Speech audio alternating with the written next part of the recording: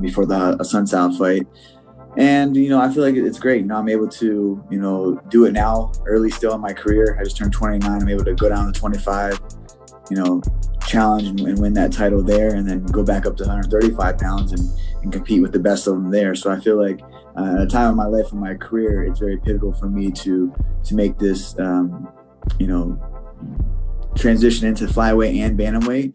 I don't think a lot of the flyweight guys can come up to the bantamweight and compete at the elite level that I am. Mm-hmm. So I'm very blessed I'm able to do that. And hopefully I get this shot against Figueiredo, whatever his name is. Great guy. I think that he's, a tough competitor. I just think I'm just way more skillful than him, and excited for the challenge at Task. And hopefully we'll get it done and I can get in the octagon before this year's up again. Right now, I just got done working out, 145 pounds. So 20 pounds over, that's very doable. I don't cut weight to 135 pounds. I watch my weight the week of the fight. And so it's a lot of these guys are, cutting to flyweight, walk around this weight. So at the same, I can, be very dangerous there and at 135 pounds. Like I said, I would love to go and, snatch the 125 pound belt and go up and fight, Peter Yan if he's a champion after I grab this belt in November. I think that honestly, it'll help me just be more hyper-focused on training, my regimen, my routine, my eating. So I feel like it's only going to benefit and help me out to, stay focused on, okay, here's another task to get down to 125 pounds and compete there, win this title, and then we'll figure out the rest from there, whether, we'll stay and defend it and be able to bounce up to 35. Obviously, man, if you're able to become a 2-division weight world champion, it's not many are world champions in their life or their career. I have the opportunity to do this, and I'm chasing greatness. I'm on a mission, and I've had the world championship tied around my waist before. I know what that feeling is. I know that I'm capable of doing it again at both weight classes. Michael Bisping on the Believe in Me podcast speaks on how he would have felt if he didn't win a UFC belt in his fighting career. Do you know what? Funnily enough, and I hate to turn this to talking about me, but the question was about that. And Rebecca actually, I was talking at Rebecca. Rebecca didn't say this. Led in bed the other night, it kind of dawned on me.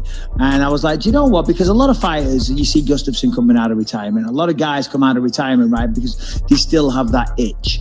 Why do they still have that itch? Well, a number of things. Maybe they're not financially secure, and maybe they never achieved what they wanted to achieve. A lot of fighters, they believe they can be champion of the world. Like you, as a comedian, believe you can be a very successful, world famous comedian, right? Fighters believe I can be the champ. I know I've got it. And if I didn't win that fight against Luke Rockhold, and if I didn't become the champ, and if I didn't get a couple of big fights and a couple of title defenses and things like that, then my career wouldn't be satisfied. I would not be satisfied with my career, and if my knees weren't fucked and my eye wasn't fucked, I'd still be talking about coming out of retirement. I'd be like, nah, I still got it. I can still do this. But because I did win the belt, because I did beat Luke in that fight, and I had a couple of other big fights as well. I had some big fights at the end of my career.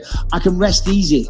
I did it. I climbed the mountain. I got to the top. I got my fucking prize. And then I got a nice little, things are going well outside of fighting. But if things weren't going well outside of fighting, but first and foremost, had I not have won that belt and achieved the ultimate goal, then yeah, that's what I'd probably be doing right now.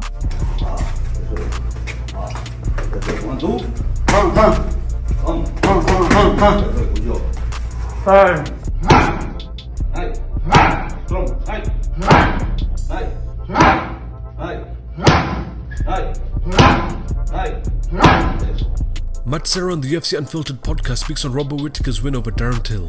Well, listen, there's always questions when a champion falls and then he has to get back in there, get back on that horse again, back in that cage again. That's right. What happens when he locks the door? What happens when they lock him in that cage? What happens his first time back after falling from grace? Right. Well, I'll tell you right now what happens with Robert Whittaker. He answers the call, Jimmy. Yeah. He answers the call. Yes, he does. I'll tell you. Para ser o melhor, você tem que treinar com os melhores. Chega aí, Lucas. For you be the best, you need to train with the best coach. No doubt about it. On the sparring, look, Everybody for a guerra total. São vários sparring, vários, um atrás do outro. Olha o time. Um time enorme, enorme, enorme. Kenny Florian on the Anakin Florian podcast speaks on Mauricio Shogun Hua's win over Antonio Rogerio Nogueira. Yeah, but you gotta appreciate the gameness, the determination, the heart for these guys to get into camp, to train hard, and go out there and throw down like they did. I didn't expect anything really different from these guys. They might not be moving the same way that they did, from 10, 15 years ago, obviously. Right. But man, the heart is still there. The power was still there. They're out there trying to take each other out, and we got a great fight because of it.